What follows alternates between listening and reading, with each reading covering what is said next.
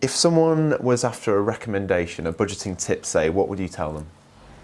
Plan for the unexpected. Like, I think you've got to have something aside for something that you either want to do, something that you have to do. And no matter how much you plan, it's not going to work out. You could plan even for a week. I can guarantee you could plan to like a penny. It won't. Well, from my experience, it won't work. Yeah. Like it's good to do it, and it will be beneficial as not budgeting. But it's still, you just got to be prepared that it's not always going to pan out. Yeah. I would say when your student loan comes in, hide 10% in a savings account and pretend you haven't got it. Yeah. And it doesn't always work, but it's a good tip, I think. Live off of a slightly lesser figure.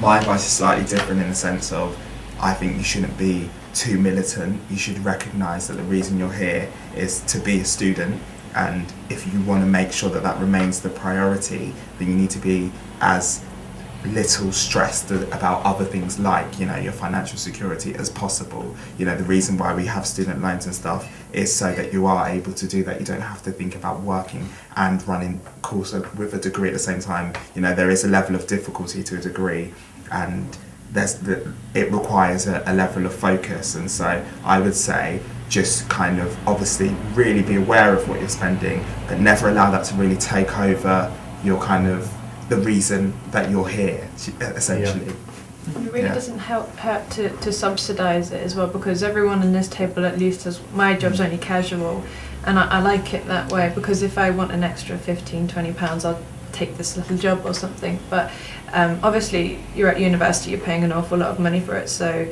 the study is very important. But if you could even just get a little bit more just by doing little odds and ends, doesn't even need to be like a part-time standard hours job, it really helps. But also try and look for ways in maybe things that are less priority, how you could cut it down. So, you know, bringing packed lunches, buying your clothes from charity shops instead, not spending a ridiculous amount of money on fancy dress or cheap alcohol or whatever, you know, bringing it back to alcohol. But, you know, just sort of know your priorities and then sort of work out, okay, if I want to fund a certain thing that I like spending my money on, where can I cut back in other ways? I think another important point is, like, although it is important, like, try not to let it get you down. Like, I've seen people that do get upset, they stress over it, and it's not good to see, and it's not healthy for you. Like, at the end of the day, money is there to be spent, lost, gambled, stolen, whatever, you know. As long as you've got family and friends and stuff, I think that's more important than money.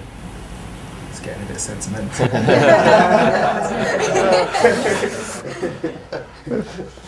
Any other tips? If you can get a part-time job, try, I would say, because I think it's difficult, because sometimes you think, oh, well then maybe if I have to work during exam season that's going to affect me or whatever. But I mean, there are some jobs, especially with the university hiring a lot of students, you can get either casual work, or they'll sort of be able to understand, you know, all right, you are here for, you know, because you've got exams, where maybe if you worked, I don't know, in a bar or something like that, they'd be less, I mean, I don't know, working not outside of university, they'd sort of be less sympathetic towards that. But I mean, I guess it would depend on employers, but I mean, having a part-time job for me, it's helped me being able to finance things, and I don't have as many money worries as some people because I have that extra income coming in.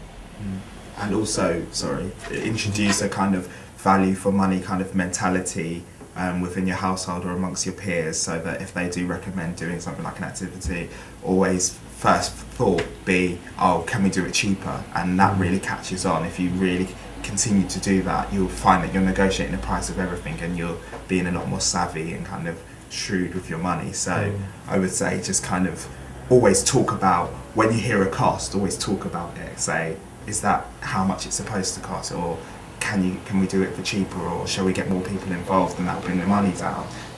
Things like that I think are really helpful. I think everyday costs, if you're going on a night out, set a budget for it, withdraw the money, take it with you, leave your card at home. It's so easy in bars nowadays to add more money with your card. So yeah, just as an everyday one, do that. Martin's money tips, subscribe to that. He's got loads of awesome things. He talks about finance, loads, you get free stuff. And second, I've started doing product testing, market research things, where they just send you free stuff, and all you have to do is like write a little review, and then you get to have it free. And I've also started doing taste testing for a supermarket, and you get to be paid to eat food. And I don't see the problem with that. So, you know, get what you can for free. Just have a look online and see some what you can problems get. with that, definitely. And also, in regards to supermarkets, if you find that you're an impulsive shopper and can't do an online shop or do a shop that's planning like too far ahead because of storage and stuff, then I'd say don't be too afraid of looking at the reduced section, because I think there might be a bit of a stigma where it's like, oh, reduced, it's horrible. It's the same things that you'd always buy.